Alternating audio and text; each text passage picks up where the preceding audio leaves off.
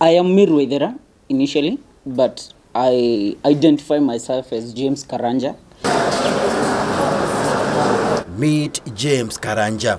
A few years back, if you had met him, he would have gone by the name Mirwaidera. James Karanja, who has the physical appearance of a man, was raised as a girl for most of his childhood. When I was born, my mother's marriage broke because my father could not understand how on earth a woman is given to a child who cannot be either identified as a girl or as a boy. He attended a girls' school and was even dressed as a girl, wearing dresses and skirts.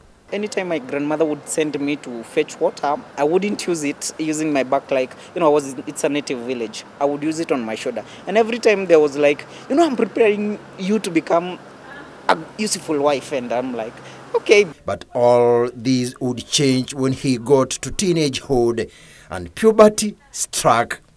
It is then that realization dawned and his struggles with being both male and female began. I went till to Form 3 and I became the head girl. And now that is when adolescence came in and I started to realize my voice is deepening and I'm broadening of shoulders, then something somewhere is wrong. Karanja is an intersex, a condition in which a person has both male and female sex organs. This section of population in the country has undergone numerous challenges ranging from legal queries, mistaken identity, challenges in registration, stigmatization, and wrong gender labeling. We must confront marginalization. We must confront exclusion.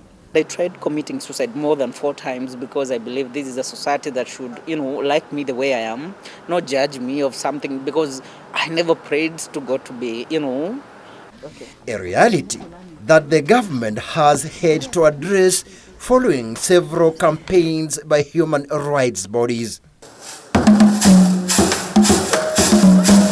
The Office of the Attorney General has been tasked with spearheading the formation of a task force that will formulate laws to protect the rights of intersex persons.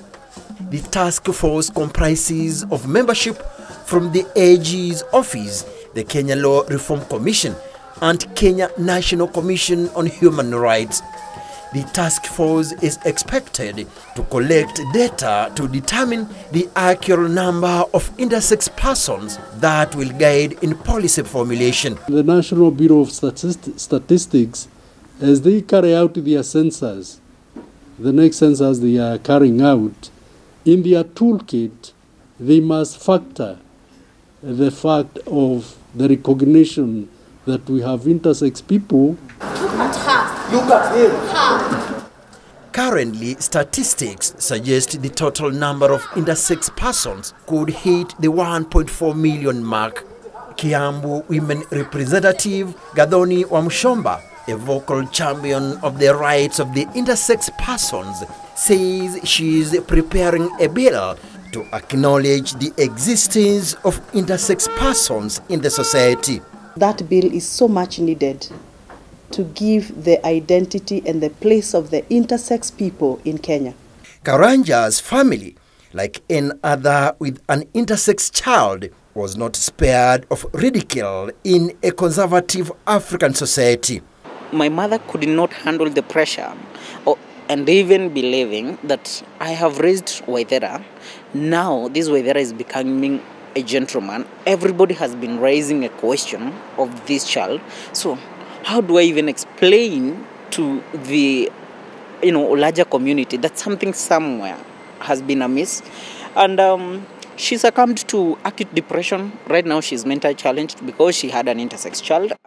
Until that policy is formulated, those with the condition continue to suffer in silence. Samson Kitavi, Channel 1 News.